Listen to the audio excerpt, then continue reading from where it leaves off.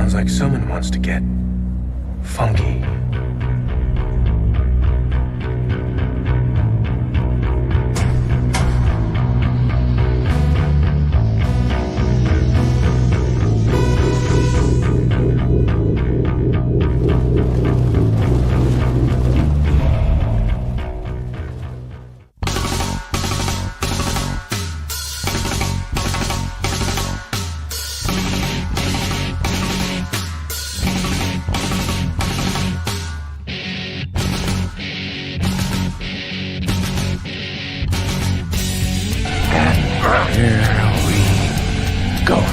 It's Comix Podcast with Mighty Mosby, Mob Stash, and Esther Starr.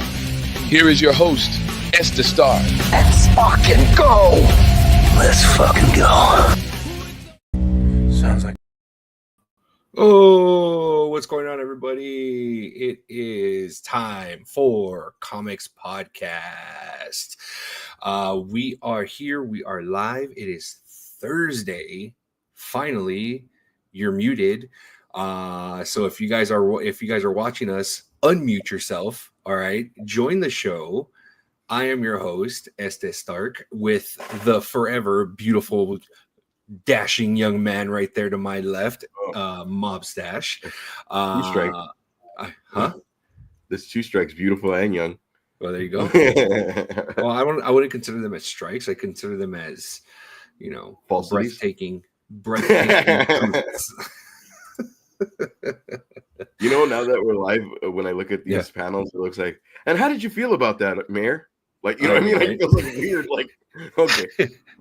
I mean, I can change it if you want. I mean, we can go back to it. Cool. We can go back to that, or we can stick to this. Man. Okay. I mean, again, when are we ever going to get to do a two show anyway? So this is episode 204.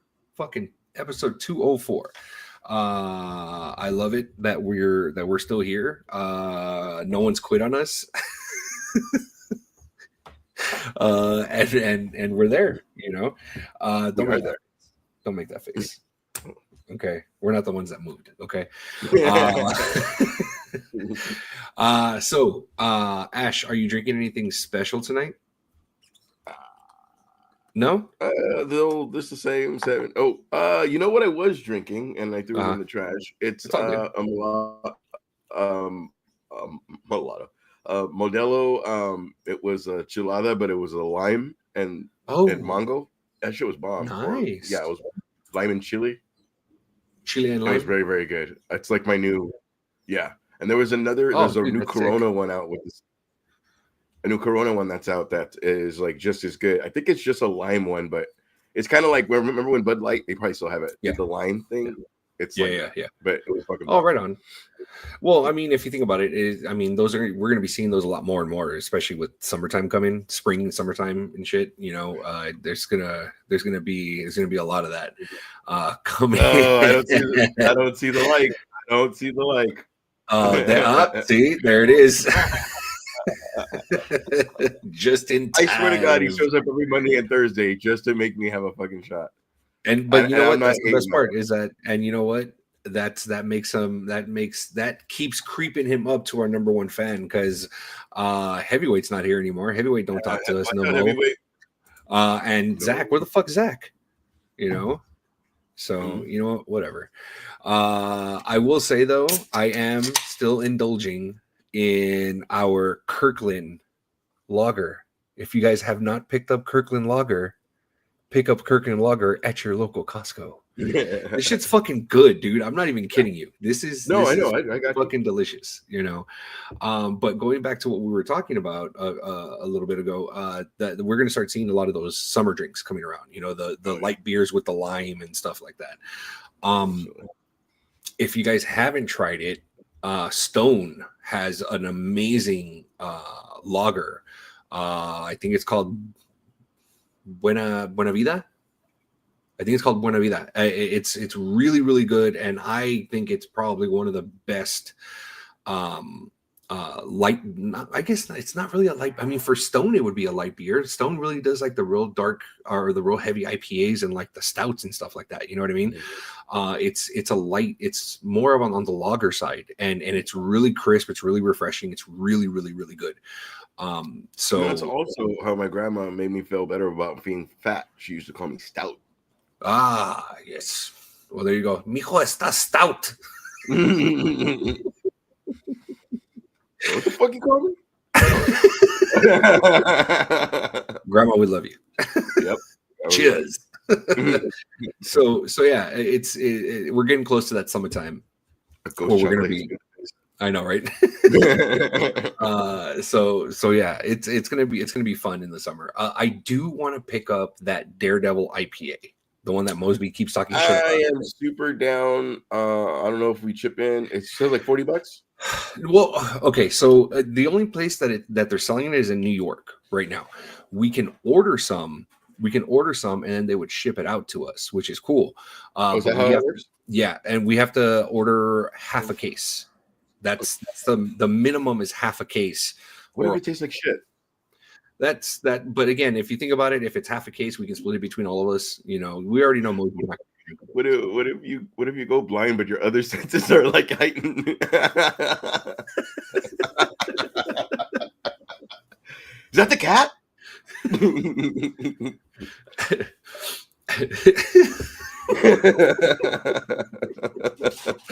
We're still going to be doing the show, and it's going to be Mosby's going to say something. It's like, Mosby, why are you lying? I can hear your heartbeat. You're fucking lying. Yep. Stop lying. That's funny. But yeah, I'm interested in trying that Daredevil IPA. Like I said, they're only selling it in New York. Minimum we have to buy is half a case, and I think half a case is 24 beers. I think. You know what'd be cool though? Even if you don't like it, I mean, we could add it alongside your like Christmas, not yours, but people's Christmas like that are also nerds. Like, you know, yeah, it tastes like shit. If it's awesome, we'll fucking drink it. Well, but yeah, it's gonna be one of those things where it's just kind of like, you know, that's gonna be the beer of the month or whatever. You know what I mean? Yeah. Absolutely. So there's that. You know, but aside from that, you know, it's really good. The Kirkland Lager, going back to that. But yeah, there's that. So that if you guys want to go ahead and get a light beer on a budget, go pick up Kirkland Lager. It was a 12 pack for like $13, you know. So yeah, it's really good. I know Chris is gonna go pick some up. I don't know why I called him out, because he had you take a shot, I guess. I don't know. The first way you were holding the can was like the way Andre held the can, where like it was buried in his hand. I think it was just the top was right here, so it just looked, it looked crazy. Okay. Moving on. Have you been watching anything that you would want to go ahead and recommend? Do you have any recommendations for our audience to go ahead and watch, just by chance? You know, just one of those. No, but already on my shopping. Oh, sorry, I'm not reading. Oh, Chris is already saying. Chris Vasquez over on our Facebook page is already on my shopping list. There you go, man. There was a comedian that pointed this out.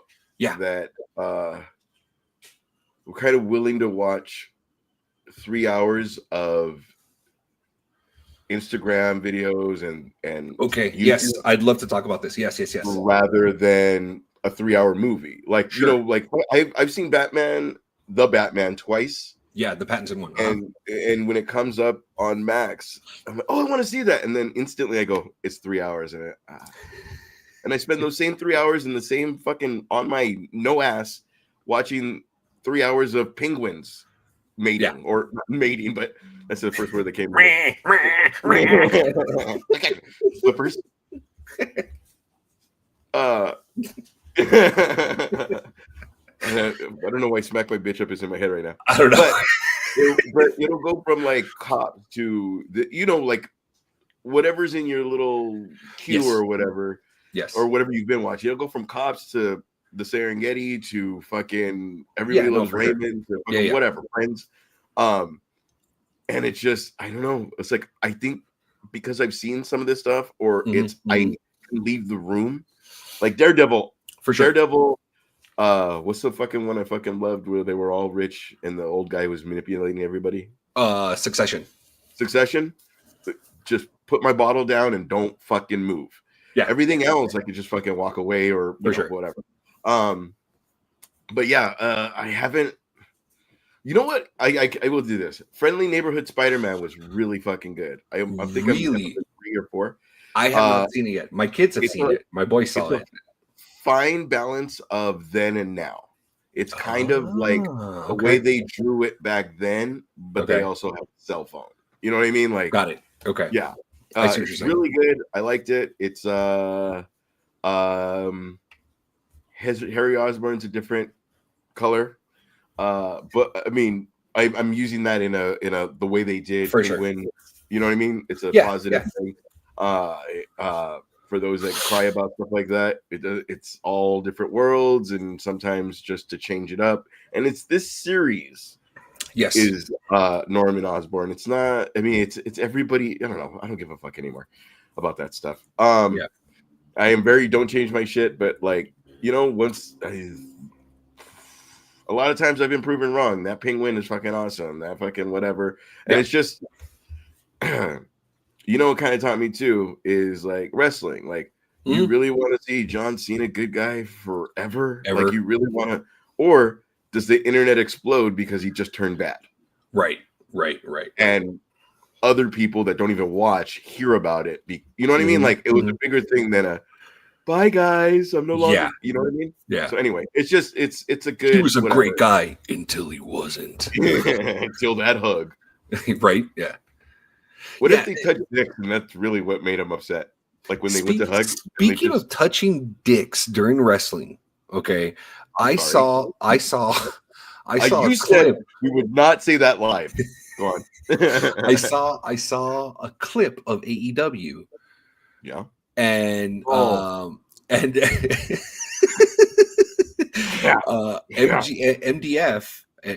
right?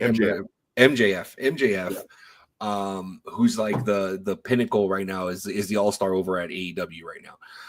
Was guy. Wrestling, the all-star bad guy right now. He was wrestling Hangman, wasn't he? I remember who. It looked like Hangman. It looked like Hangman. Yeah. So he's sitting, Hangman. Let's just say it's Hangman. He's sitting in the middle of the ring, right? Yeah, no shit, right? He's sitting in the middle of the ring, okay, and he's dazed because he got knocked down, and MJF goes and starts doing his the ring bumps, not the bumps, but he's going from bouncing off the ropes. And as he makes the turn to come back, he walks in between of Hangman, and I swear to God, fucking dick checked him right in the face, and he knocked him down. And the look on Hangman's face is like, that look is like, did this motherfucker just dick check me right now? What sucks is he can only eat soup because there's an imprint. There's a mushroom imprint on the side of his face, and it's I mean, come on. I think it's in lieu. Okay, I hate tribalism, so if I'm talking shit, I talk shit about fucking WWE sometimes as well. But I like how we lost everybody on Instagram when I said mushroom imprint. I know. You know what it is they want to see the full show. They want to see, how the fuck did they get there? Yeah. Anyway, no kidding. But in lieu of story, no one's talking about, like, everybody's talking about John Cena turning bad. Right. Fucking Roman Reigns, CM Punk, Seth Rollins triple threat. Yes. Where over on the other side, they're talking about a guy getting dick checked in the face. Yeah. Like, that's your balance. And on top of that, I don't know. It's just I try to make time for the other thing because, again, I don't like tribalism. I do. Right. I like a lot of all ex-WWE people. I like a lot of people on there.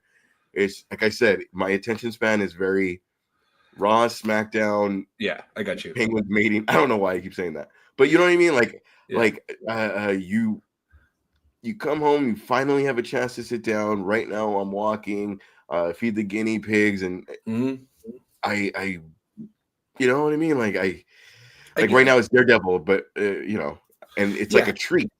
In all honesty, like I mean, gosh darn, we came from a place where was different channels, and we only had you know what I mean, sure. and we all watched Home Improvement because there was no other options. But it was a good show. But now it's like we have so many options. It's like I'm good. Right. Yeah, no, for sure. You know, and that's that whole thing. But what I kind of wanted to get a consensus on this, and everybody that's watching us right now on YouTube and on Facebook and on our Instagram. Would you rather, just like you were saying, would you rather sit down and watch the Batman? Sorry. Would you rather would you rather watch the Batman for 3 hours? Because for like you said, would you rather watch the Batman for 3 hours, or would you rather watch 3 episodes of a show, an hour-long show? Like what would you prefer? And it's the same thing. Like, let's say, for example, let's take Harry Potter, for instance. You want to watch the whole fucking series of Harry Potter. We're talking 8-9 movies right there that are at least 2.5 hours. Yep. You know what I mean? Would you rather watch the entire series, or would you rather watch a 10 episode, 23 episode half-hour show like they used to make? You know what I mean? I think the idea is, Netflix blew this up. Sure. I'm gonna stop after this episode. Yeah. The idea is you could tap out and not miss anything. Like tapping out in the middle of Harry Potter and then coming back, like it's a bigger commitment. Okay. Yeah. I think I would rather go the episodes so that I can stop at 2 if it's really fucking 1:30 in the morning and I gotta go to work. You know what I mean? Right, but I guess for me personally, it doesn't matter. I can do either or, and I think the only reason why is because, and maybe this is tapping into the side of, being a parent. It's like, because our as a parent, we don't end up watching what we want to watch. Our TV is taken over by our tiny humans that want to watch Paw Patrol and Gabby's Dollhouse and Bluey for 18 hours straight, so there's that, and the minute that we actually get a chance to sit down and watch something that we want to watch after they go to bed, it's like we're on a time constraint. It's just like we put them down and it's like, I gotta go to bed because I gotta wake up at fucking 4:30 in the morning to get ready for work so I can go to work. So it's like I have no problem of shutting off, Lord of the Rings an hour in when I know that there's another 2.5 hours I gotta watch the next day or whatever. You know what I mean? Yeah. But Chris ends up replying, let us know that it depends on the material, but shows most likely, for him, and I get that, because it's like they're bite size, you know what I mean? They're bite size. It's bite size entertainment. You know what I mean? So yeah. I have visited you where I went after work, and the entire time Bluey was on. Sure. Yeah. And oh shit, it's been 3 hours. Yeah. But every episode was different, every lesson, every whatever. Sure. So it didn't feel like it at all. You know what I mean? Like, so yeah, that too. It's not, you're not one story in, like the Batman is one story going into, it's sailboats and somebody got a cocoa and like just little fucking things. Yeah. And on that note, that jumps us into Daredevil episode 3, because let's be fucking honest. If you guys are not caught up on Daredevil, now is your chance to pause this or come back later and everyone that's listening to this on Spotify and watching this on YouTube later. And then this season and then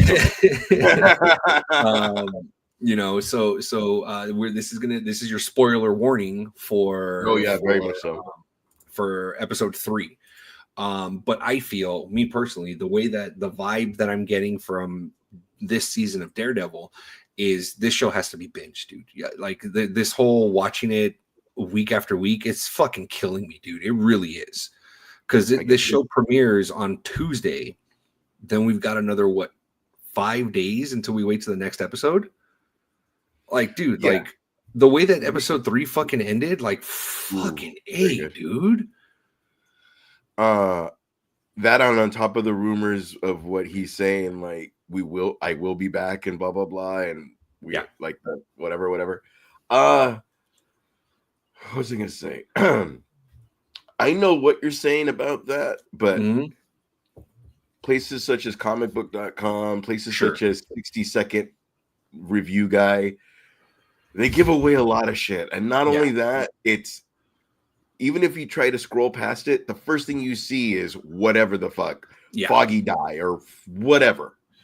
Right. You know what I mean? And it's to bring you in, but it also spoils the person that is a weak. For sure. So if you did, you would know what's going to happen. It's kind of the way I watch wrestling, because the other show is on a Monday, so I watch on Tuesday. But I still know everything that fucking happened because everybody needs to talk about it. Yeah. So okay, we're the third episode in for Daredevil. Okay, it's a continuation of the trial for White Tiger, but I don't know for White Tiger. Yeah, I think so. It's a continuation of the trial, because at the very end of episode 2 is you see he's caught, and Matt's trying to figure out, what the fuck's going on, so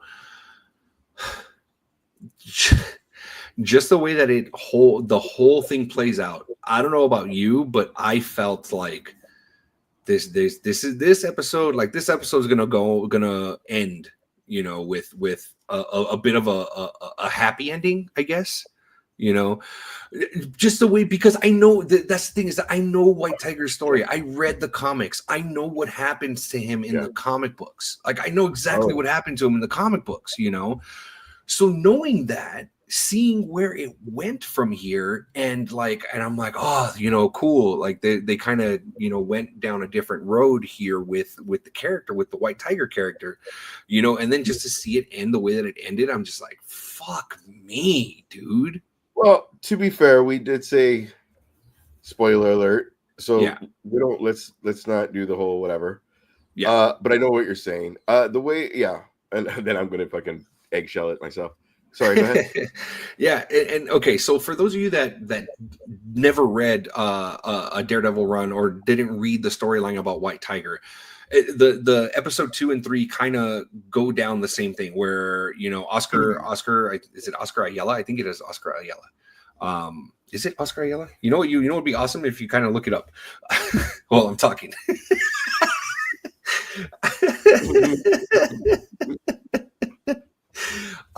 But the way that the story goes in the comics is it's pretty much what happens, in the comics, and on the show. The thing that's a little bit different is in the show, he's trying to save somebody, but doesn't know that the people that are harassing the person that he's saving are undercover cops or dirty cops. In the comic book, he's trying to save a police officer, but the police officer dies. So he gets arrested. He's going through trial. So that's the change of the storyline. Yeah. So the change in the storyline is in the comics. He's going through trial. He gets convicted. He's found guilty. In the comic books, and he freaks out because he's found guilty, and he books it from the courthouse. Makes a beeline to try to escape, and he gets gunned down right on the steps of the courthouse. Oh, so either way it was gonna, okay. Right. So that's how it ended. And I'm just kind of like, okay, knowing that part, I'm just kind of like, okay, like, it's got to be a little bit different. I mean, there's a lot of things that they've changed. I'm kind of hoping that, we get a little bit of change. I mean, I would have loved to see, White Tiger and Daredevil fighting, side by side on the show.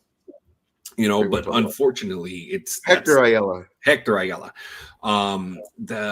Unfortunately, again, spoiler alert, that doesn't happen.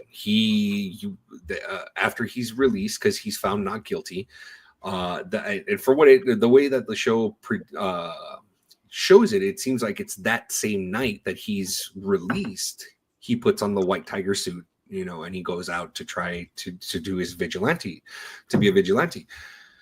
He walks down an alley, and I swear to God, I didn't see it, but some dude comes out of the shadows and fucking What's when up? you heard the cry, you didn't think, oh, no.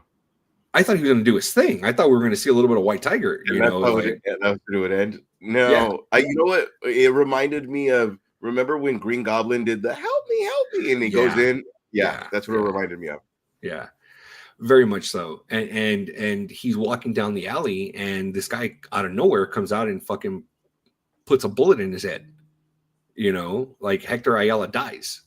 You know, White Tiger's dead. The amulet is not going to mean anything, right? No, the amulet, the amulet in the comic books and from what it looks like in the show, all it does is give him superhuman strength and speed, and I think like agility. You know, that's all it really does. It doesn't make him superhuman as far as like invulnerable or anything like that. It doesn't do any of that. Okay. Did I cut you off or are you done? No, go. Okay. There's a bigger. We are not a political show. We are very much a let's get fucked up and talk about nerd shit. I think everybody knows that, but yeah. But what I'm about to say is it is a bigger issue of a lot of times these things happen. They would rather have a hangman than the truth. Yeah. So when they're hearing that it's no, dude, you're one of the two cops were fucking roughing up an informant. Sure. They don't want to hear that. We see that guy. Yeah. Let's kill that guy. You know what I mean? They'd rather have like just that sense of, it's the mob mentality of I feel justified. She's a witch, killer. Oh, by the way, she wasn't a witch. Oh shit, my bad. Like, you know what I mean? Damn. Like, yeah, exactly. Let's go to lunch. Yeah. And you know, I mean, it's again, not political. That stuff does happen in for sure. Yeah. You know what I mean? Like how many times, and it sucks because the news is that guy's going away for 17 years and we followed this fucking thing for 3 months. Yeah. And then when he gets released, it's like, oh, by the way, this guy got released. That's how fucking news gets handled, and it's fucking crazy. Yeah. You know what I mean? Yeah, and you have to jump over hurdles to even prove that the motherfucker wasn't guilty in the first place. But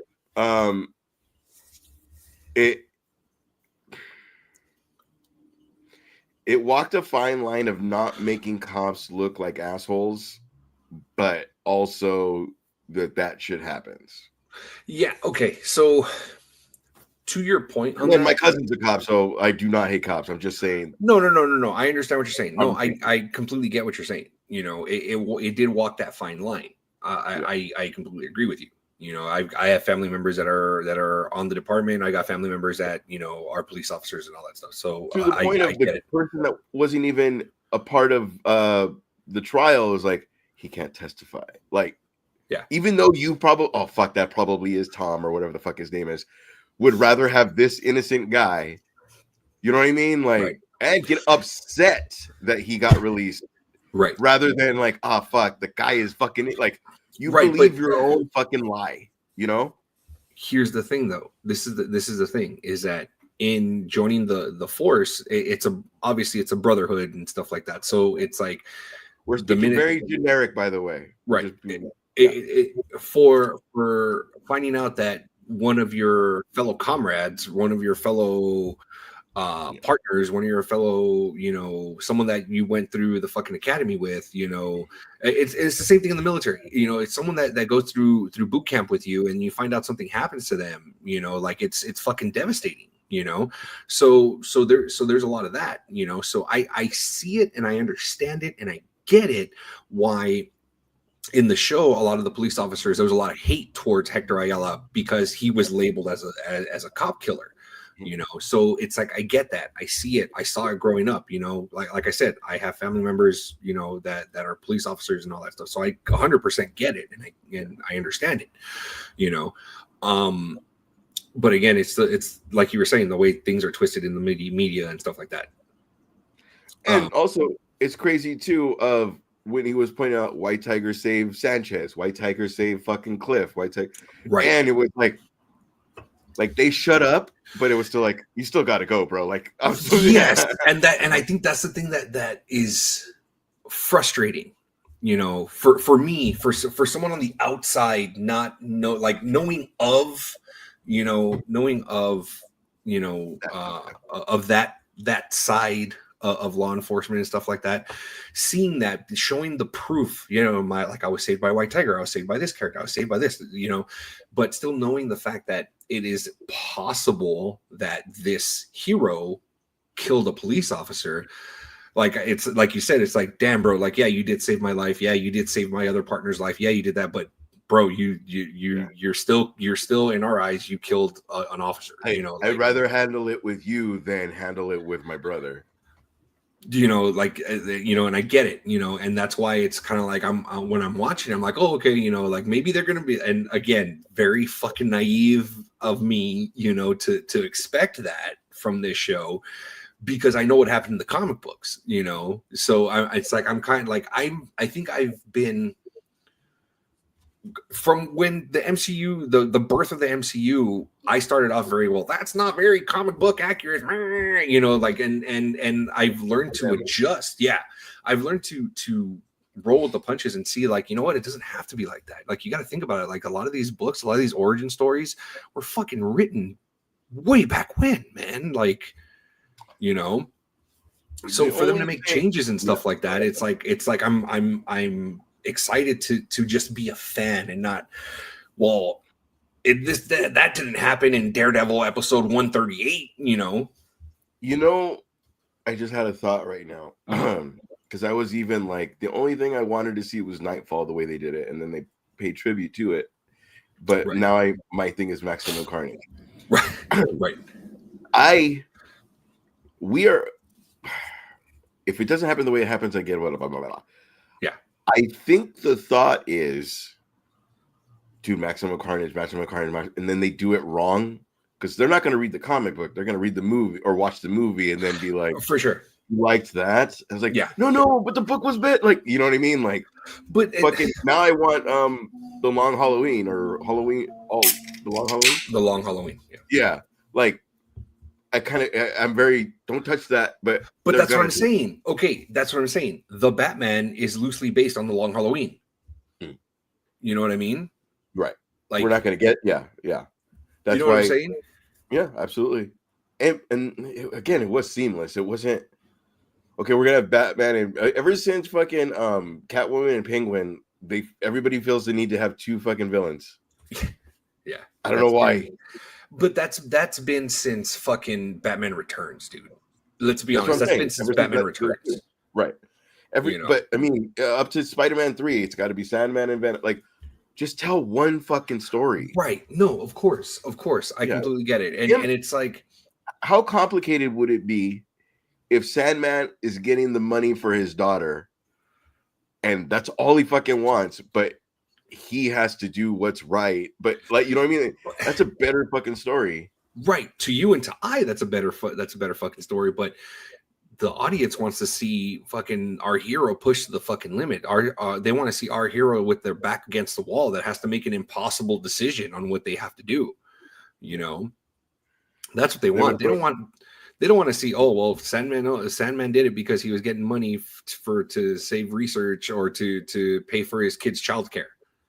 They don't want to see fucking mini Venom, though. They don't want to see the same size of fucking right, and right. But that's what I'm saying. It's just kind of like, it's like you got to take, what they give you. You know what I mean? And I know we're going off the rails in regards to Daredevil. Anyway, but it was like a good political issue amongst the fucking story. I do like too that the cops think they're right insofar as the ones that have the tattoos. They're willing to do the bad thing. Tattoos. Yeah, they're willing to do the bad thing, which I'm kind of hoping. Storyline wise, Daredevil and Punisher do that whole miscommunication thing, but then Daredevil's like, bro, you killed an innocent guy, like. And then Punisher is Punisher with it. You know what I mean? I get what you're saying, and that would be dope. But again, knowing what I've read in the comics, there's a part in the comic books where police officers in the comics, in New York City police officers run into Frank Castle on the street, just in the alley, and they're like, oh shit, it's the Punisher, blah, blah, this and that, and they want to take selfies with them. They do all that shit. So I want to see that. That's what I want to see on fucking on the show. I want to see them take fucking selfies and tell him, look, bro, this is what we do. But like they're explaining to him, like, we're carrying your mantra, bro. We're carrying the skull. We're doing the same thing you're doing, dude. Bro vibe. And it's like in the comic book, they're doing that. They're explaining that to him and stuff like that. And then it's like, they're like, look, bro, check it out. Like, we got tattoos, we got stickers and shit that have the skull on it and stuff like that. And in the comic book, Frank Castle very calmly goes, you're missing the point. Yeah, absolutely. He goes, you're missing the point. Absolutely. Secondly, I don't go around parading it. And thirdly, I kill people like you. And then ends up fucking murdering like these 3 cops, just fucking brutally, for doing shit. That maybe that scene could happen after he finds out. You know what I'm saying? Like it just, I don't know. Ever since Punisher on Netflix? Netflix, yeah. Yeah, Punisher on Netflix. He got the fucking shotgun off the wall and just shot that guy in the face. Like, yeah, it sticks with me. Like, again, it's not that I don't like, well, I do not like scary movies, but I'm telling you, images like these stay in my head. Like, it's like, oh my God, the butterflies, I'm about to fall asleep. You remember that time that guy flipped his eyelids upside down and you fucking threw up? Yeah, thank you. Now you're going to see that for the rest of the fucking night. Okay, cool. Thank you. That's why, yeah. Thank you, Brain. Dude, Midsummer when she's in there and the fucking hut is on fire. Like, again, that is in my brain forever. Yeah. Thank you for that. And I think she got fucked by a bear, or she was in a bear suit. Either way, good times. It was a scared hard on. Sorry. We've all had that. I call her Rhea Ripley. Moving on. I'm kidding. She's a great wrestler. She's also scary. We have viewers, though. I'm absolutely kidding. Look at, goddamn, it's like you're my PR person. Like you're trying to figure out a way out of this. But I thought it was awesome. Oh, also, yes, it is our anchor show. So this is something we could sink our teeth into. No, because we like, especially because of what I explained to you. Like a lot of my life is fucking YouTube and right, how you for sure. business, games, whatever. When fucking Kingpin is like, we can't do anything. I want a law put down on like, you fucking asshole.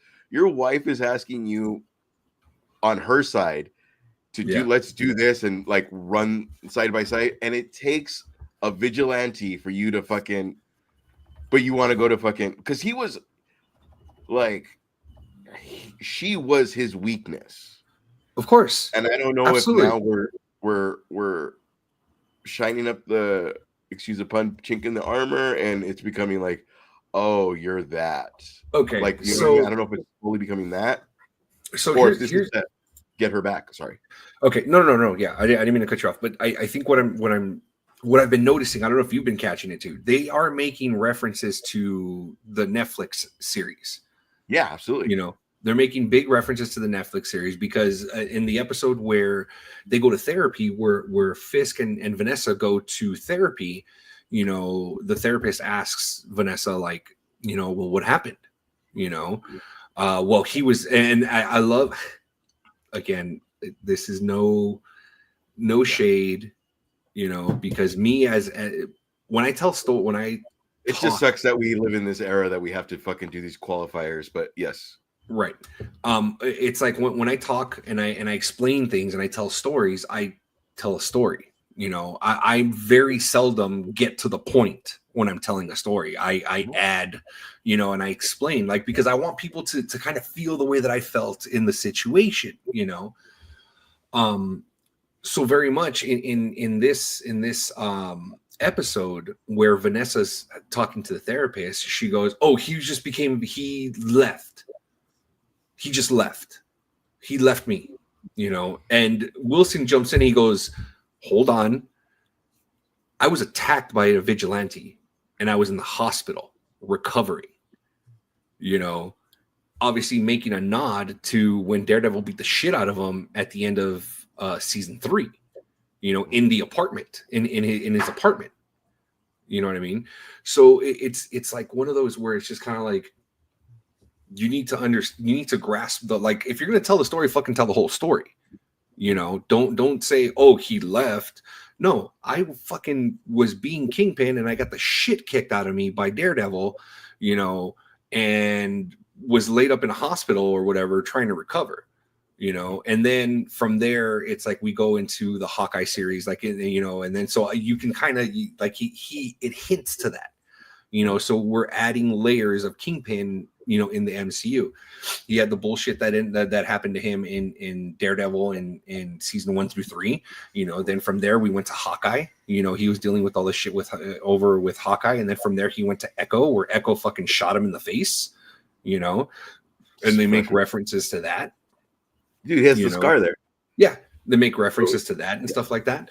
It's like at the very beginning where he's doing his first speech as mayor. The makeup artist comes in. She goes, "Sir, do you mind if I go ahead and touch up around your eye, to cover up the scar or whatever?" And he's just like waves her off, like, "No, like, I'm good." So yeah, it's. I love that this show is bringing depth, and it is paying homage to the Netflix show. You know what I mean? And for everyone that's like you guys, everyone that's complaining about the first fucking 2 episodes, it's like, you guys don't understand. Like, Netflix had different rules than what Marvel has. Like, give this fucking show some grace, dude. Like dude. It's not enough that they brought the show back. It's not enough that they brought back the fucking actors and actresses that to reprise the roles. That's not enough. Like, you want more. Like, dude, give this shit some grace, man. And I'm going into a fucking tangent of fandom toxicity. Like, this is a conversation, right? It shouldn't be, hey, we're going to talk for 10 seconds about this. Like, and that's not no shade towards anybody, but that's what like, right. Other people feel the same way. You should talk how you like, right. Like what I want to say. Yeah, go. Were you done? Yeah, no, and that's what I'm saying. It's it leads into a tangent that where we start talking about fandom toxicity, and it's just like, what the fuck, dude? Like, that's, again, it goes back to the old saying. That's why we can't have fucking nice things, because everyone bitches and complains. It's just like, it's not like this, it's not like that. Like, what the fuck? We have a fucking female. They complain on the internet that, oh, this sucks and blah, blah, blah. This is not what we wanted. They go ahead and reboot again and then complain about the goddamn reboot. We should have just left it the way it was. Why'd you guys have to change it? Shut the fuck up, dude. Stop complaining. We love Tobey Maguire. What are you talking about? We love Andrew Garfield. Like, where were you? Yeah. And you love them now because, one, it's nostalgic, and 2, they made it all make sense with that fucking show, that movie. Yeah. What I wanted to say, too, was... Yes, please. Vanessa was very like, "Hey, you're fucking up our shit," and Kingpin's like, "Well," it's like, "No, I'm not." You're like, "Hey, you're like, I even let you call it our shit because right. I'm the one that had to do fucking." Oh my everything. God! Right? He had that fucking look on his face where Vanessa's just like, "You're fucking up our shit," and he's just like, "The fuck are you talking about? What are you talking about? Our shit?" James, we're talking about Daredevil, episode 3. Yeah. Sorry, No, it's all good. But yeah, exactly. I was all like, again, though, I never want to make it like, oh, you're saying that because you're a guy. Like, no, this guy built this fucking empire. Right. And it's not a disrespect that they walked out on you because he showed up. Has nothing to do with genitalia. Has everything to do with this motherfucker is the guy that did everything. He's the guy that started to be the Kingpin. Right. You got handed the keys because he stepped away for a little bit. Yeah, and now that he's back, he's the one that he has the connections. He's right. like Scarface said, who's the one that put this whole thing together? Me. Right. That's who. Like, just finished Daredevil 3, good story, but could have used more action. I mean, I don't know why I'm reading it off camera. My bad. No, yeah. James over at Distance Starting saying, just finished episode 3, good story, but could have used some more action. This is what I think that this show is trying to do. Okay, it's trying to balance courtroom drama and vigilantism. and which I think. Go ahead. It's with the story because he's avoiding being Daredevil. He wants to handle we have to do this to bring Daredevil back, and he has to fail at the law to get this done. Right. And I think this is what, in all honesty, I think this is what She-Hulk was trying to do. She-Hulk was trying to balance the courtroom drama along with her vigilante. I mean, she wasn't a vigilante, but just trying to balance being a superhero, and trying to balance it. And it turned into what we got for She-Hulk. Don't get me wrong. There were some episodes that were really good in She-Hulk. There were some episodes that were so, but it's like, it was just one of those things where it's like, I think Daredevil, although it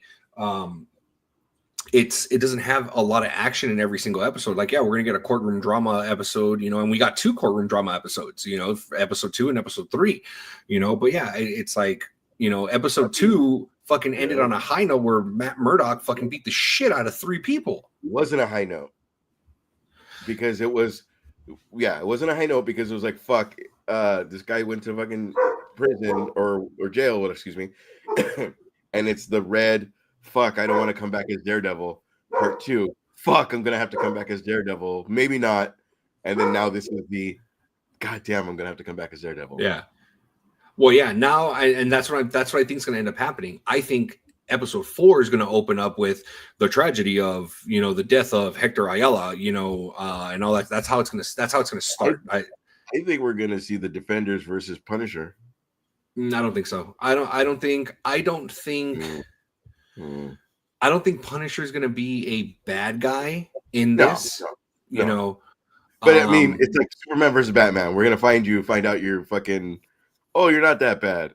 Hey. But see, okay. So here's the thing. This is the thing. Okay. So on that note, on the note of, because in the trailer we see Frank Castle bearded, from what it looks like, it doesn't recognize Matt Murdock, So I'm curious because season 2 of Daredevil ended where he's fucking tearing up fucking like 8 or 9 gangbangers with M16s at the end, So I'm kind of curious, like, I want to see how they're going to expand on that, to kind of show like where he's been since then, because I feel he also had that anti-hero when he's taking care of the chick. Hey, just don't fuck up, and she's fucking up, and she's yes, like, absolutely. But that's what I'm saying. Season 2 ended with him going to that warehouse and fucking killing everybody in that warehouse. So I'm kind of curious on where it's gonna go or how they're gonna explain like where he's been this entire time. Are they gonna mention the blip in Daredevil? Are they gonna what are they? Because for all intents and purposes, it seems like the blip was not a thing for them, or they didn't get affected by it. Yeah. Yeah. Because in all honesty, too, like when we're talking about Netflix, the amulet was the first. We're opening the world to it's an actual thing. Yes, absolutely, absolutely. So I think it's going to be a little by little. It's just not going to hit you in the face, right? Like, you know what I mean? Like MDF with his dick to Hangman. It's not going to be like that. Exactly. The imprint's still there. He still tastes salt. But again, no offense. Ooh. These are for those watching, these are sometimes okay, so we have 4 or 5 hosts, but a lot of times it's fucking this is the way we talk at the end of a kid's party. Nope. Yeah. Let's make that at the end of one of his kids' parties, and we actually get to nerd out. So like we're stuck on one thing because and this, right? And that's how we were kind of as kids. Where like we were watching Batman the animated series, and like, oh shit, can you believe this? And you believe this? I saw the new episode of The Simpsons. You just get to fucking, I don't know, man, express yourself with how you fucking feel about that shit. Like that's awesome. Yeah, I mean, to have an anchor show is like how you can. I mean, that could be the whole hour without going. That guy's been casted as Keyman. Next, it's Keyman. I heard Keyman too. Sorry, go ahead. But yeah, I'm completely done with Yeah, I mean, okay, we rated episode 1 and 2 last week. What do you give episode 3 for Daredevil for this one? Dude, that fucking you didn't expect him to be like, what do you like? I almost expected the Ben Affleck. So what are you gonna tell them? You got your ass beat by a blind man? Like I thought he was gonna say something similar to that because that's kind of what happened. Yeah. But it's just that whole bully vibe of again, you're believing even the guys that are wrong are believing their own lie to the point of like it didn't feel like they were saving themselves. Right. They still feel like they're vindicating or avenging the person that's dead, even though it was them that did it themselves. You know what I'm saying? Like they buried their heels in their own lie. I loved it. I loved it when he was in the bathroom. He was where Matt was washing his hands, and the officer comes in after getting his ass fucking kicked, and he goes, and I forget what he tells him, and he's like, "Hello, is someone there?" Matt's just like, "Hello, someone there?" Yeah, it's so funny, dude. And that guy's like quick to be like fucking again, like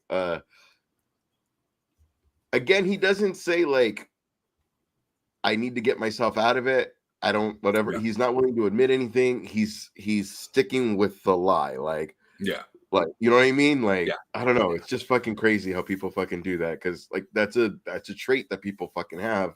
Well, of course, you fucking lie. It's one of those I will die on this hill, regardless of the outcome. Yeah. And then you call him out on it and it's like, come on, it was just that. Like, but Nick, you I was fucking just kidding, man. That. Yeah. That's why I feel like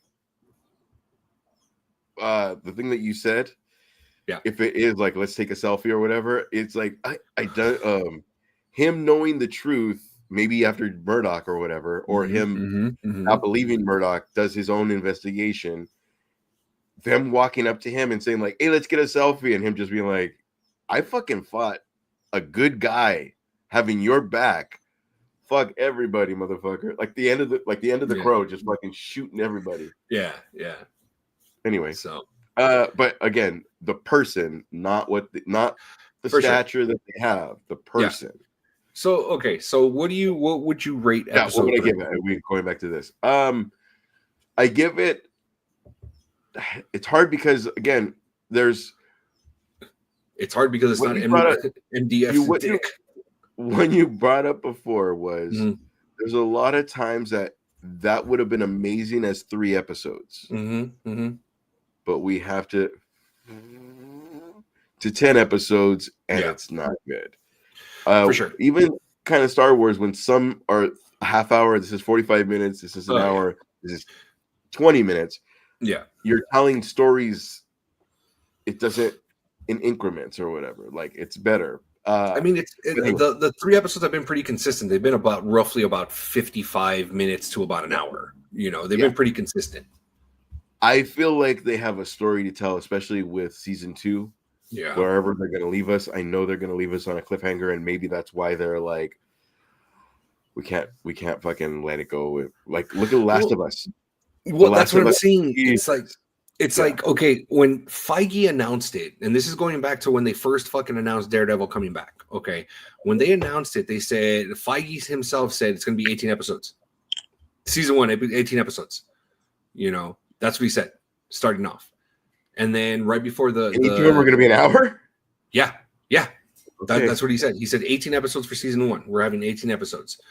And I'm kind of like, and I'm thinking to myself, and everybody fucking loved it. I'm just like, fucking 18 episodes. That's fucking awesome. Like right now, everyone's doing like 8 episodes, 10 episodes, 9 episodes, and all this other shit.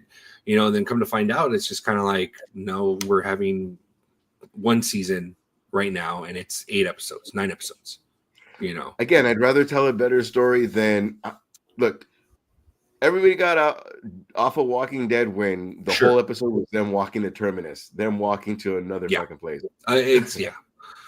Everybody, we have to get to the governor. We have to get to fucking the guy in Losers. That is a huge deal. Negan. And then we stick with Negan for a few seasons or whatever. But like again, there are those episodes where we're walking and we find out she's a fucking Libra. Like, who cares? Like, that just has to happen. It has to happen because we have to do 20. We have a 22 episode commitment, right? And those episodes happen to not kill off the 10 people that are in the cast. For sure. And you know what I mean? Like, but that shit would have been 2 seasons if it was. And I think that's why they said, you know what, season 1's going to be 9 episodes. Right before the show premieres, let's just fucking announce that we greenlit season 2. Season 2's happening. Yeah, boom. It's the original season 1. It just broken up into 2 fucking seasons. Yeah, exactly.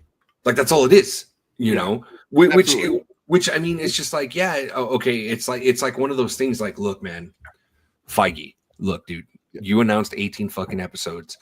That like we can't milk that. You're telling us 18 episodes, we can't milk that. Like what are we gonna do? You already fucking said 18 episodes. Like we can't milk that. Like, what are you doing? You know, months and months and months go by. All of a sudden, Feige calls him in and he goes, I heard your problem. I thought about this. How about this? 2 seasons. And then everyone's like, you're a fucking genius, Feige. You know what I mean? It's like we said to do, you did. Right? You know, it's a lot. And then too, like you said, like I don't know, man. Netflix had it right with 10. It just kind of fucking is what it is. But hold on, I gotta go. Yeah.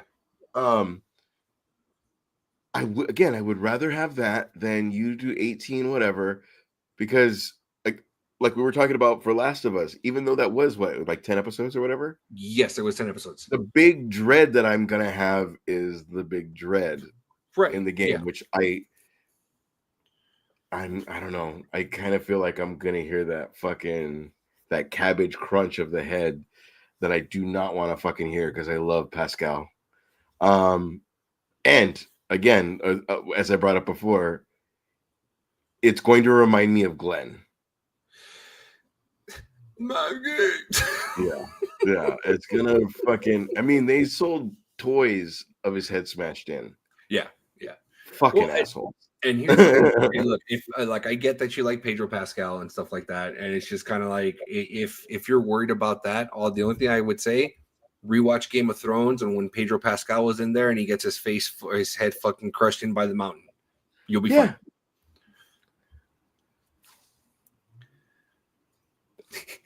Last of Us was the first video game character that I was like, oh, like Mario. How many times did you die? Oh yeah, you know what I mean. Like how you play the character, but you actually play the character, and then the storyline is the character you loved. You're taking care of, like Mandalorian. Absolutely. Watching Mandalorian die, like. No, fuck you. That's a not a raid. What is that? That's a red herring. No, where everything gets torn down and we fuck up liquor stores and shit. Riot. Thank you. That's a riot. I could not think of the riot. Anyway, we have buried our heels in this, and I'm so glad that it's just you and I, because other people would be very upset that we fucking spent this long on this, but. I am so happy because the things that I wanted to talk about for Daredevil are like the artistry of, again, white light versus the red. That's him. Like there's subtleties of should I, shouldn't I, whatever. The cinematography is fantastic. The politicalness, I guess, whatever the word is of like the cop thing. Like there are people like support cops no matter what. And again, I fucking do, because they do way more. I could not fucking do it at all. I would shoot first, but they do way more blah blah blah, all that stuff. I get it. I'm just saying sometimes the story is we bury our heels in, like, well, again, not the person but the stature, right? Which again, not being political, but we have done blah blah blah blah blah, and now we're gonna deal with it. But I try not to, because again, this is what we get away from. This is all about comic books and comic book movies. No, for sure. Yeah, absolutely. So, I mean, it's again, like you were saying, it's our anchor show. You know, every Thursday we're going to be talking about Daredevil. So catch up if you guys haven't caught up on it. If you're caught up on it, go fucking watch Daredevil on the first 3 seasons that were on Netflix. Go do that. Speaking of Daredevil, in season 2, there's a lot of rumors going around that there's a big possibility that we're going to see the Defenders in season 2, which I'm very excited for. A lot of people aren't going to be very happy because when they're referencing the Defenders, they are referencing the Iron Fist that not a lot of people liked. So there is a possibility that he may be reprising his role again if that happens. So I have a feeling that we are going to get cameos, additional cameos in here aside from Punisher and stuff like that. And I would not be surprised. This is what I because we're one world now. That we're one world, right? Now people can show Wolverine could be in handcuffs and somebody to represent him. You know what I mean? Right. And here's the thing: Tom Holland, same world. Well, yeah, exactly. I mean, we saw Matt Murdock in Spider-Man: No Way Home. You know, but what I'm saying is that like I can see, and it's like I feel like I want to call this, but I kind of don't. You know, we have the investigator Cherry, okay, the retired police officer from the very first episode. He's fucking cool. He's dope. A part of me with the whole Defenders probably coming back, a part of me wants to kind of call it and say Cherry's gonna die in. Oh, fuck you! They're gonna do that shit. Hear me out. Cherry's gonna die. It's like I kind of want to call this out. I kind of want to do this, you know, but I want to put it out there now because they're totally gonna do that shit. If and when this happens, I want everybody to know that I said it first. Okay. Cherry dies. Okay. Cherry dies. I know. Cherry dies. Cherry dies. That shit. But I feel it's going to end up happening not in the finale. I don't think because I feel that it'd be too like on the nose if it's in the finale. I feel that if they do it in like episode 7, you know, and then there's no Cherry in episode 8 and he's 9. The one to figure out he's the White Tiger. He's the one that got the for sure victim to the. It could happen this season. Yeah, and the law firm's new PI is Jessica Jones. Yeah, you see what I mean? This season is awesome because the story is so good that they went from throwing off Bullseye and Cherry figuring out that it's Matt Murdock to in 3 episodes we now care about him like you said it, like they're gonna kill him, and I took it like Foggy, like fuck, dude, like you just made me care about this motherfucker, especially because he had to even give this guy drugs to even get out, just to get him fucking sober enough to be on the stand. Yeah. Good show. Good fucking show. So that's what I'm saying. So that's what I'm thinking. I'm thinking that Cherry's gonna die, and the saying that. God damn, dude. And the law firm's new private investigator who's going to take his place is going to be Jessica Jones, and then that's how the Defenders come back in season 2 and all this other stuff. So that's what I'm thinking is going to end up happening. The meme of her rolling her eyes in my head right now. Yeah, her going, "You're a bad guy. I hate you. Help me." Oh my god. So that's what we got going on. Let's see. What else do we got? Yeah. So that was just an hour and 4 minutes about one thing because again, I don't know, man. I just love nerding out with you, man. Like, cause all these little things are like, oh yeah, and then this and this. Right. Like, I love that shit. Yeah, I hear you, man. Let's see. Let's go ahead and jump into fire. Let's see. We got rapid fire. I will figure out a better copy of that. Oh yeah, and you don't even hear rapid fire. It's fucking hilarious. I love it. So this is rapid fire. For those of you that are watching us and listening to this for the first time, rapid fire is just going to be news content that we're going to go and throw out to you guys that has really no context. It's just kind of like, hey, they greenlit this. Hey, they did this, you know, and that's pretty much rapid fire where it's news in case you're not following 27 different comic book news outlets. Yeah, this is just real quick. Brendan Fraser crashed a Mummy screening. Okay, his Mummy movies. There was a theater, I believe, in New York that was playing a small theater. As fucking the dressed character as Rick O'Connell. So there's some videos on that. So that was fucking cool. Am I tripping, or is Nathan Drake loosely based on? Nathan Drake is supposed to be loosely based on, and correct me if I'm wrong in the comments, guys. Is loosely based on Indiana Jones, Rick O'Connell, and one more person. He's supposed to be like probably Tomb Raider, yeah, like a male version, American male version of Tomb Raider. You know, safe gone. Yeah. So he ended up crashing. He ended up crashing a small movie theater that was showing his Mummy films 1, 2, and 3, and surprised the entire audience. Just did it just because he wanted to, and the outpour and the standing ovation he received. That man is a gem. That man is a treasure. He should be protected at all costs. That's all I'm saying. That's all I'm saying. When we talk about Harrison Ford. Yes. Yeah, he's fucking Morrissey of the Smiths, but when he smashes the Millennium Falcon or he yells at Chewie in the audience, like, that's what we want. When Michael Keaton hasn't done a Batman film in fucking 30 years and does a college fucking speech and says, I'm Batman, that's all everyone creams his pants. That's it. You know what I mean? It just I feel like fucking Ben Stiller did this with Zoolander when they did like that place that did the midnight showings, and it's an old movie. Anyway, moving along. But we just want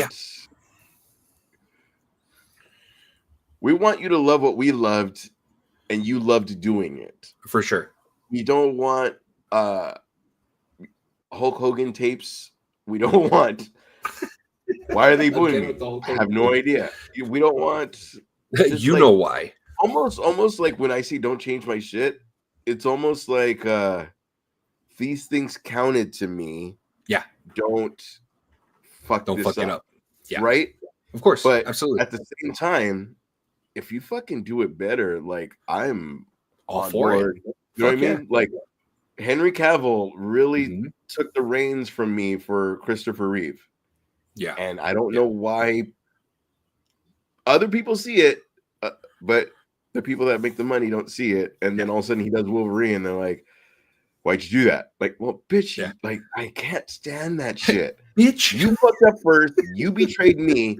Why'd you do that shit? Like, fuck you. Like, you want loyalty after the fact, right? Sorry. And that's always like been my issue. It's like shit like that. Like, you know, I was loyal to you. You know, I followed. You know, I was there for you guys. I did this. I did that. You guys fuck me over. I go do something else. Like, what'd you do that for? Where's the fucking loyalty then? You know. Yeah. So, but yeah, I get what you're saying. Everything, and we made it 2025 acceptable. You want to watch it? No, it's not. It has nothing to do. Just make it a fucking good story. You know why? Because even in the Ghostbusters, they still made it where like it's all still one world because we're going to. You know what I mean? Like those characters, of course, count. Absolutely, yeah, of course. And it's your fuck up. Yeah. It's your let's try this. Oh shit, that didn't work, and you give up on the workers behind the thing. You give up on the cast. You give up on the writers. That's the sad part. Is that it's absolutely. And those people gave up roles to be in your movie. Yeah, because you promised 3 movies. Oh, it didn't fucking do Marvel movie. It didn't track well. Right, and you're judging by pre-COVID when people were going to move. Like I want to see Captain America 4 so bad. Yeah, but I'm not at the theater. Like, you know what I mean? Like, no, for sure, man. I get it. Yeah. 4. Yeah. No, I get it, dude. I get it. Yeah. Let's see. Next thing on our rapid fire, Eric Stone Street. If you guys don't know, Eric Stone Street it has been cast in the upcoming Dexter Resurrection series, and he's going to be playing a serial killer on there. And it's hilarious because. Why aren't you both sleeveless? Rudy, Ash was cold. You can't judge me for not having sleeves and judge me for having sleeves. How dare you? Pick one. Eric Stone Street has been cast as a serial killer in the upcoming Dexter Resurrection show. When I first saw this, you know, the first thing I thought of, the photo that I thought of was fucking Kevin James with his hands in his pocket, like doing this, you know. But Eric Stone Street doing that, you know, on the set of Dexter. So I think that's pretty cool. I think that's a nice departure from his typical comedic roles. So I'm pretty excited about that. You know, too, is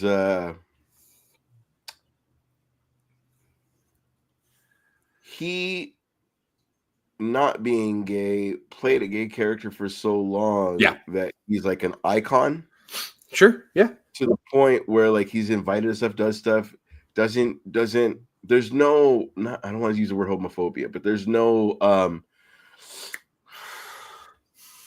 you accept that this is what I got famous for. Just like I talked about with Michael Keaton. This is what I got famous for. I did a million fucking movies, but you're Batman. You did a million fucking movies, you're Spider-Man, you're fucking The Godfather, you're whatever. Pacino, as amazing as he is, you're Scarface. You know what I mean? Like, it just is what it is. He's how do I say this?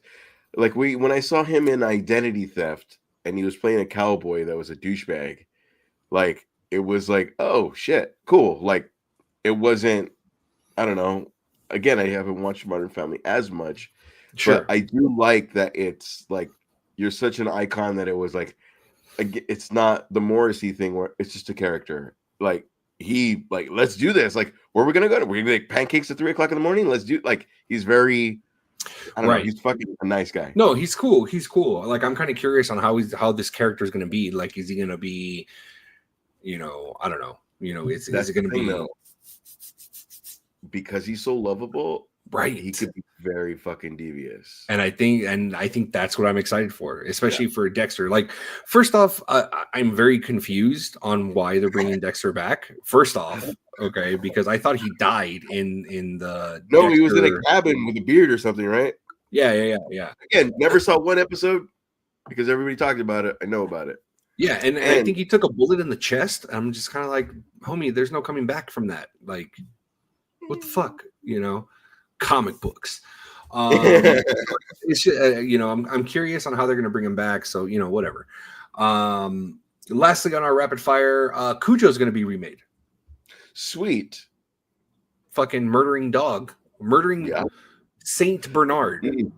And now it's not going to be prosthetics and fucking whatever. So it's going to be a CGI dog fucking up your life. Remember Jaws? It's not going to be good. It's going to be. Hopefully the story is good. Yeah, because The Stand, all his movies are great. If you don't, what was I talking about with somebody else?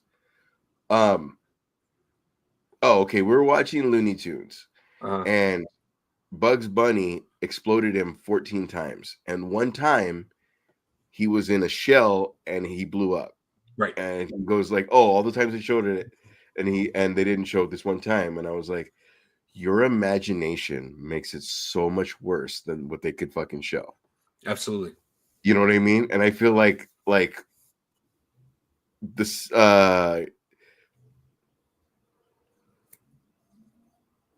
Stephen King does that because that's why his books are amazing, is because like your mind, even with the fucking sledgehammer to the fucking Misery, right? That scene was definitely like, oh fuck, but at the same time, like the psychology of it, your mind made it so much worse. You know what I mean? Like, God, it's just so much worse than what it was. And sometimes it's kind of just, I will never say books are better because I don't read, but the idea Harmon would be ashamed of you, sir. The idea of that stuff is so much better when you read it. Yeah, absolutely. Because then when they show it, and then there's producers saying you can't show this, and it's like, well, why did you green light this movie and give us a bunch of money to replicate what you see, and then say this doesn't work? That kind of bullshit. And then put Taylor Swift in it. Put Taylor Swift. Fuck. The I had fuck? nothing against her. It's just Yeah, you do. you're not You even hate her. having her for acting skills. You're having her because of like you see this person's up on Twitter. This is a tagline, you know. And by the time you do the fucking movie, she's no longer a thing. So Yeah. So yeah. yeah. But that was rapid fire. Let us know what you guys thought about rapid fire. It's supposed to be so much more rapider than that. I know. Let's see. So we got 2 more topics. One of them I'm going to save for last because it's a little bit heartbreaking for us. So the Odyssey, Christopher Nolan's Odyssey film had the main roles have been revealed. So be ready. Hold on to your butts. So you guys go ahead and hear. If you guys don't know, this cast is fucking stacked. It is stacked from main roles to supporting roles. It's like a remake of Stanley Kubrick. Absolutely not. Oh, okay. This Odyssey is something different. This is the Odyssey, like Homer's The Odyssey. Remember when Michael Scott said it? Explain it to me like I'm a 5-year-old. Sure. Like Okay. So remember Troy, the movie Troy, where the plane happens in the background and Brad Pitt's in it. Yes, Brad Pitt is in it. Yes. Yeah. Yeah. It's supposed to be all that stuff that happens before Troy. Cool. Yeah. Super excited. You're not a history nerd, Gladiator too? so yeah, you're not a history nerd, so I get it. You're not a history nerd. I love Gladiator. It's yeah. Yeah. I think I saw Ruby once. Okay. You remember so you don't ever remember you don't ever remember the Iliad and the Odyssey? Homer's. When you say Homer right now, I'm thinking of You're thinking Homer Simpson, of course. Yes. Yeah. No, Yeah. he was a philosopher. Homer was a philosopher. Yeah, he was. Okay. You So, like Socrates? huh? I love this stuff though. I'm Like not making Socrates? fun. I go for the You mean joke. Socrates? I go for the joke, but what is this? Is this based on something? Is this like I genuinely want to learn? I'm not Yes. being a Okay. So the Iliad and the Odyssey are poems that Homer wrote. Okay. That But you just said I've heard of that. right. So Yeah. the movie is based off of that. Okay. Okay. The Trojans and the Greeks fighting essentially is what it is. Is it the Trojan horse story? The yeah, it's part of it. Yeah. Okay. See. Yeah. I remember. Yeah. Sweaty ass horse. So this is the cast has been announced, so it's stacked right now. Okay, Matt Damon is playing the main role, and he is playing Odysseus. Okay, Odie. Tom Holland is playing Telemachus, who is Odysseus' son. Okay, Zendaya is playing Telemachus is a very cultural name.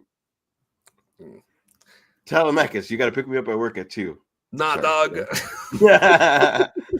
Totally. Okay. Zendaya is playing Athena.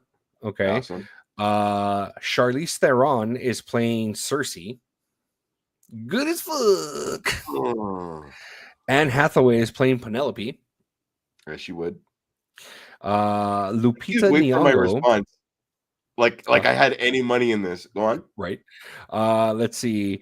Benny Salfi is playing King Agamemnon. Okay, one of the main kings. Agamemnon was played by Brian Cox in the movie Troy. That's what I'm saying. I knew it. Okay. What's hilarious, and I agree with Mosby because I sent you guys this. Okay. They ended up putting, for some of them, they put side by side, like Zendaya or Charlize Theron, side by side to the person that they're supposed to be portraying in the story.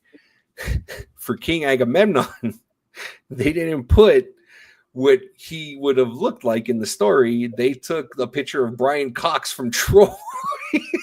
They're just like, fuck it, I couldn't find anything. Let's just do this one. It's hilarious. I fucking love it. I fucking love it.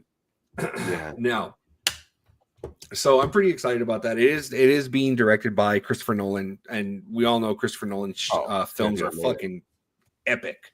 Yeah. From what they're saying. He's already won an Oscar for this. The cool thing about this film, though, also is that he's going with very little or no CGI in the story of the Odyssey. There is a few Cyclops monsters that show up, so I'm kind of curious on how he's supposed to do this as Cyclops. It's not his dick. I'm just saying. MJF's gonna be in it. MJF is gonna be in it. You know. So yeah. I want to say big shout out to everybody that's watching us over on our Instagram Live and on our YouTube and Facebook. Appreciate you guys. Lastly, we are going to jump into what was brought to our attention by Andres. There looks like there's a documentary that is coming out about Stan Lee. And it looks like the documentarian, his name is, hold on, I have his name here. I'm trying to find it. Well, okay. Do we do the backstory when we do the interview, or do we do the backstory now? Well, no, we can do the backstory now. So this is, bitch, hold on. I'm trying to find it. I am trying to find his. I hear you. Okay, so this individual's name is John Bolerjack. Okay, he ended up putting together a documentary on the last few years of Stan Lee's life.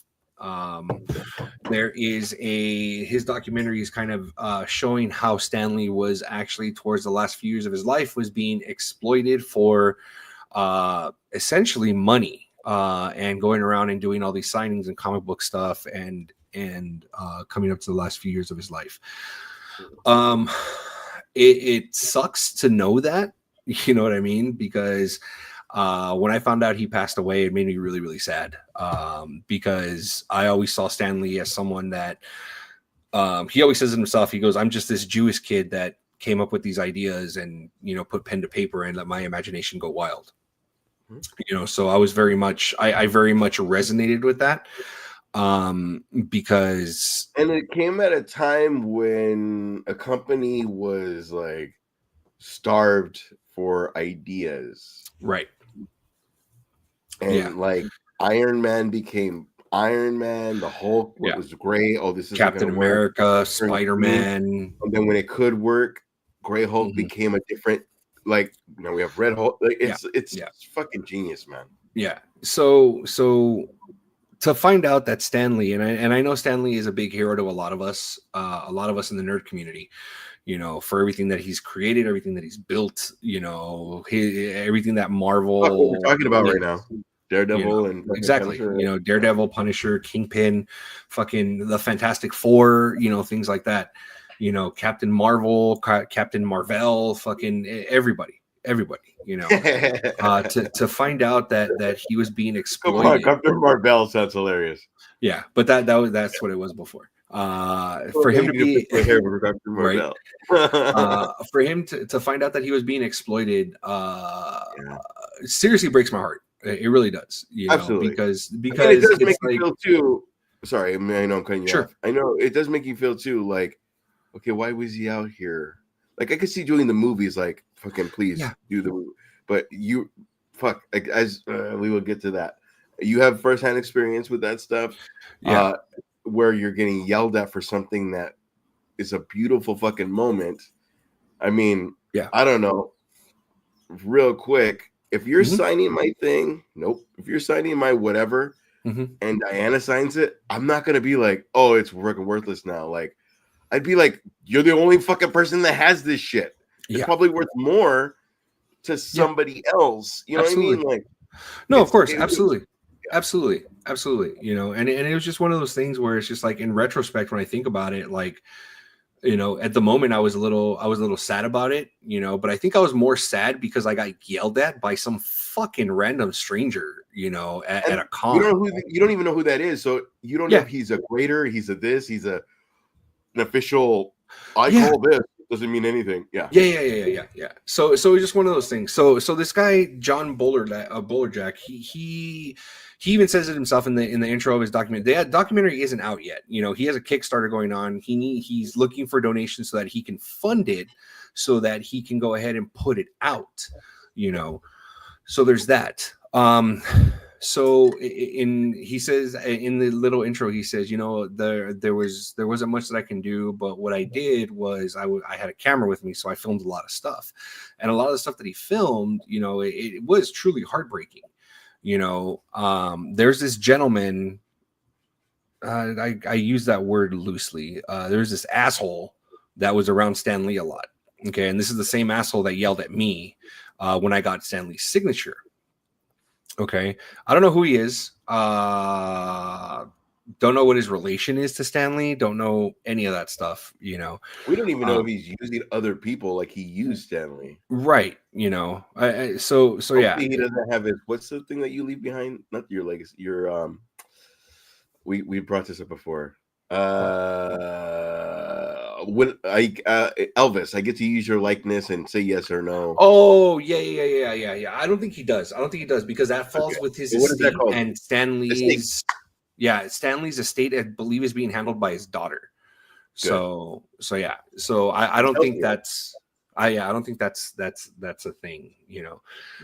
So anyways, there's a lot of videos of where you see in that this guy has filmed where there's a lot of stuff where it's like there's people that are like making him do this stuff, you know. There's pictures that I see where he's at a table, like a long table, okay, at a long table, and he's at one end, and he has a smile on his face. You know, because it's Stan Lee, and he's you know, he knows what he created. He knows, but you know, after a while, like you're tired, dude. You're tired. You just want to go home. You know, 90 years. Yeah, absolutely. Yeah, you know, and keep in mind, his wife passed before he did, so the poor man was by himself a lot. You know. Anyway, he's at this table. And there are stacks. I'm not kidding you. Maybe I bet you he talked him into being there for the people, not for like, oh yeah, I promised you 25 fucking places that we have to go to. Blah blah blah. You know, like I wouldn't doubt it. That guy. You know what I'm saying? Like, yeah. But this guy. The last part of your life is, hey, I don't want to fuck up my legacy. And if you're telling me I have to fucking be over here, then I do not want to fuck up my legacy. You know what I mean? Yeah, it's crazy because there's like he's doing a lot of signatures, he's doing a lot of this. There's some video footage in the trailer that I guess that he put together where Stanley's sitting in a chair and they're doing like these photo montages, you know, and people come in, snap the picture, move on, next group, snap the picture, move on, snap the picture, move on, snap the picture. And there's a point, and I'm not kidding you, there's a point where Stan's asleep, sitting at the chair, and they're taking photos, and it's like moving on. And the poor man's asleep, you know, he's tired. You know, there's another part on there where they ask him, he goes, the guy John, he's talking to Stan, and Stan's like, "Are we done?" And John goes, "I don't think so. I think there's a couple more things that they're expecting you to do." And Stan kind of sighs, and he's on like, them, and not like what I promised him you do. Yeah. He kind of sighs, and he goes, "Okay." And then this asshole comes in, and he looks at him. Stanton looks at him, and he goes, "I thought I was done, but I guess I'm not." And he goes, "Oh no, you're not done yet." Like very like brooding, you know. Very brooding. And he goes, "What am I supposed to be doing here?" He goes, "What am I doing here? Like, what are we going to do?" He goes, "Oh, you're just going to be talking about yourself." And it's like, you can see like poor Stan, like he goes, "That's all that I fucking do is talk about myself." Like you see it on his face, and he sighs and he's like, okay.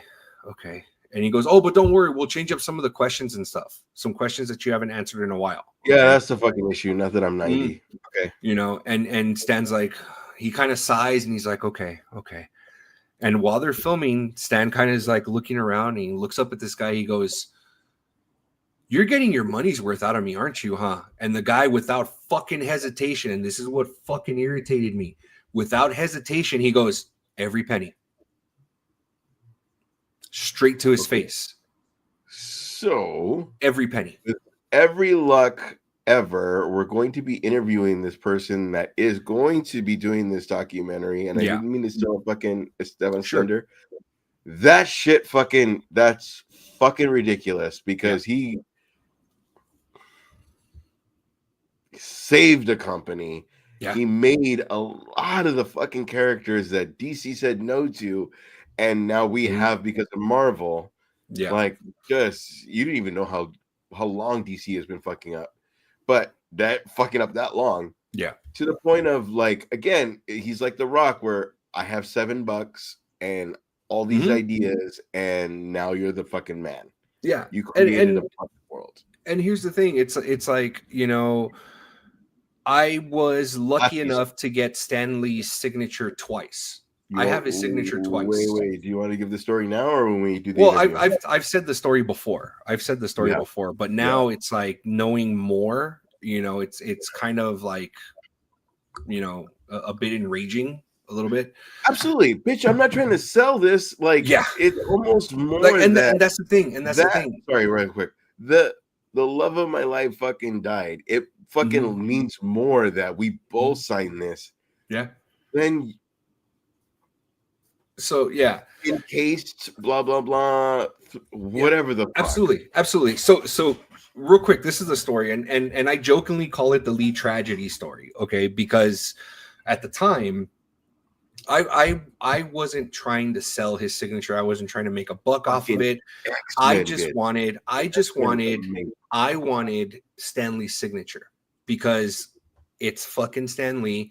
Like I said at the start of this, it's like he's always said, he goes, I'm just this Jewish kid with an imagination. Absolutely. And got to put my imagination to paper. To me, that resonated because it's like, I'm just this Hispanic kid that has this growing imagination that never really put his imagination to paper, you know? So there's that. So hold on real quick. So I was able to go with my wife to Stan Lee's LA Kamikaze. Okay. This was like the very first iteration of LA Comic-Con. Okay. So we went, and this is where I met Rob Liefeld. I met John Romita Jr. I met Jim Lee, and this is all because it was the start of this Comic-Con. I got their signatures for nothing. For free, I got their signatures, you know. So I go and I have a copy of X-Men #1, not the golden one, okay, the Jim Lee version, of the fold out cover. And I know a lot of you nerds know this. Issue 1, it's the fold out poster, and it's got Beast and Gambit to this day, you know, and I went to Jim Lee, and Jim, you know, sir, your artistry is fucking amazing. I love you. You know, the way you draw Batman, the way you draw Superman, the way you drew the X-Men, this is iconic. These are the costumes that everybody knows. And he's, you know, thank you. Signs it, you know, and my wife was able to buy. She bought me tickets to meet Stan and to get his signature. And she goes, I got you these tickets. Let's go get in line. It's time to go meet him and to get his signature, you know? So I had a comic book. She had a comic book, and we were going to go in and get them signed. I gave her my Iron Man issue 300. She had that one signed. I had her go in front of me. I was behind her, and I have the X-Men #1, and I give it to a gentleman, because it wasn't this asshole, because this asshole was standing behind Stan. I give it to this gentleman, and he goes, okay, you're next. Where do you want Stan to sign? And I go, oh, you know, if he can sign in Cyclops' chest or whatever, you know, I don't even think I said, I'm like, it doesn't matter. I don't care. You know, it's Stan Lee. I don't give a fuck. You know, just he can sign wherever he wants. He can fucking sign on Cyclops' fucking dick for all I care. I don't care. Just like his signature. You know what I mean? It's Stan Lee, you know, and the guy's like, cool. Okay, cool. So I go over and I see him, and he goes, hi. And I'm fucking, you know, can't say anything. And he just smiles, and he goes, I know, you know, not being a dick, you know, but just kind of like, I get it. You know, I understand. And he goes, and this is what he told me. He goes, don't worry, you'll get there. And I'm just kind of like, oh, like, that's so like, that's very like, thanks, Grandpa. like, like, hey, don't worry. Yeah, I know you're overwhelmed. It's cool. You're good. Don't worry about it. You'll get there. So then, and he goes, when he got the comic book and he goes, I remember this, and signed it.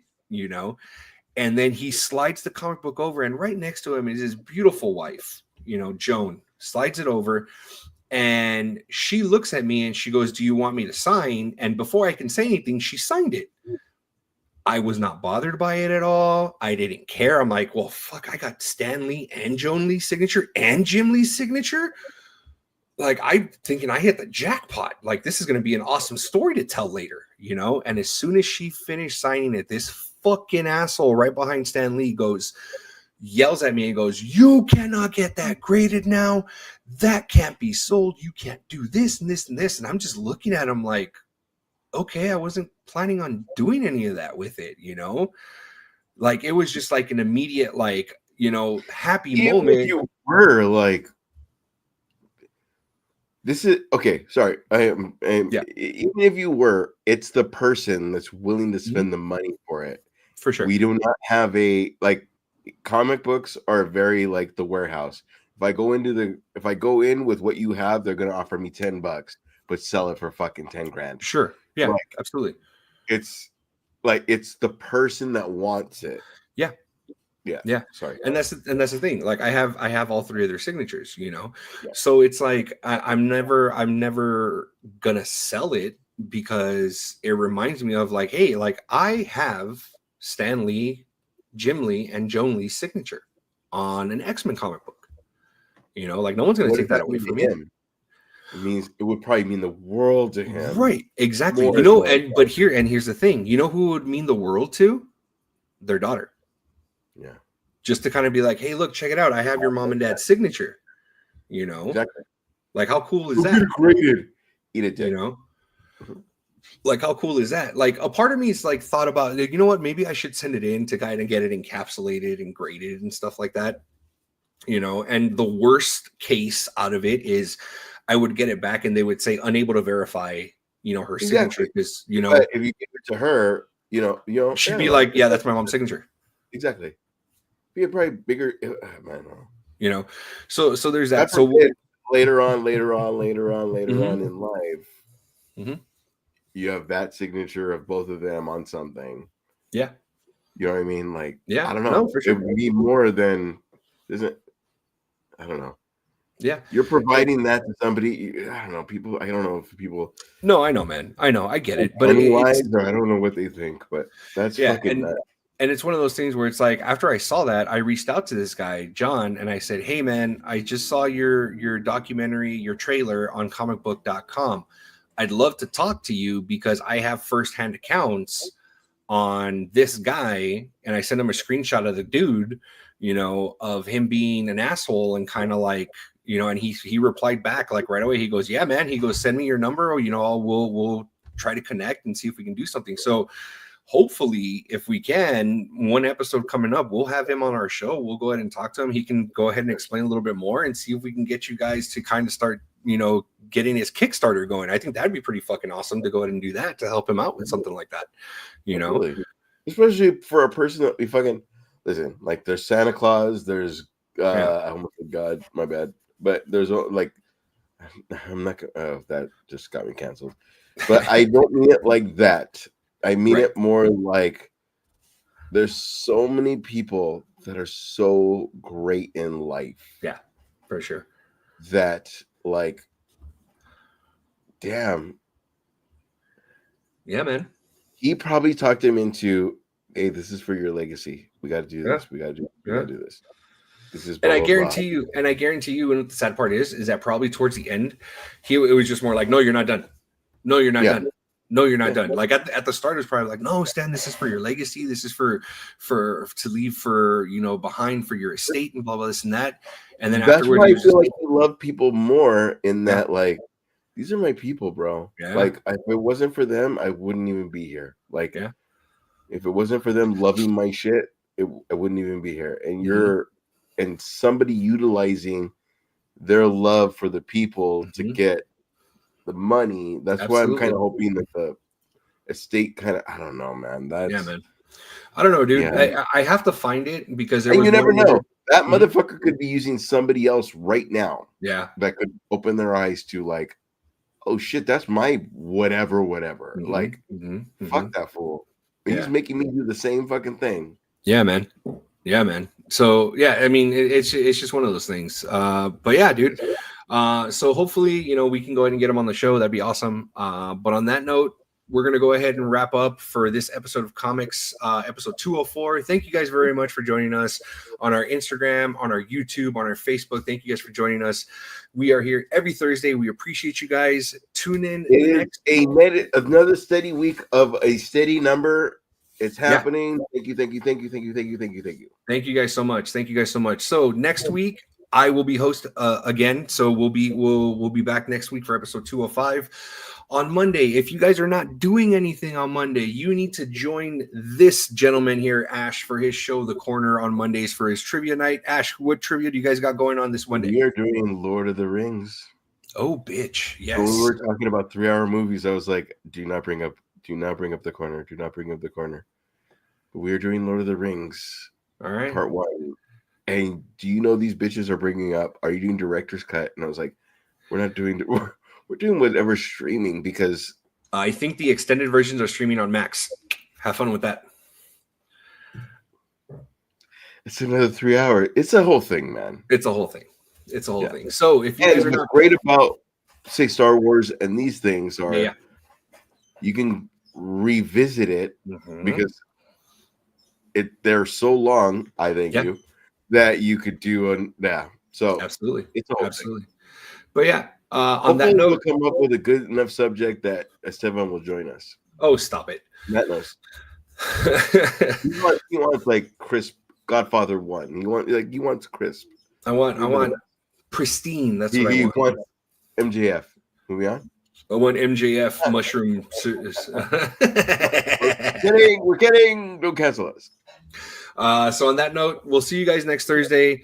Join Ash on Monday on the corners. Check him out. If you guys want to go ahead and be on the show to go ahead and join Trivia Night, DM us on our Instagram and Facebook so that we can go ahead and shoot you guys a link on Monday. On that note, good night. Thank you guys. And yet again, as always, we are Comix. And we are definitely everywhere. You don't know what the fuck we get around. We do. We're dirty little whores. Good night.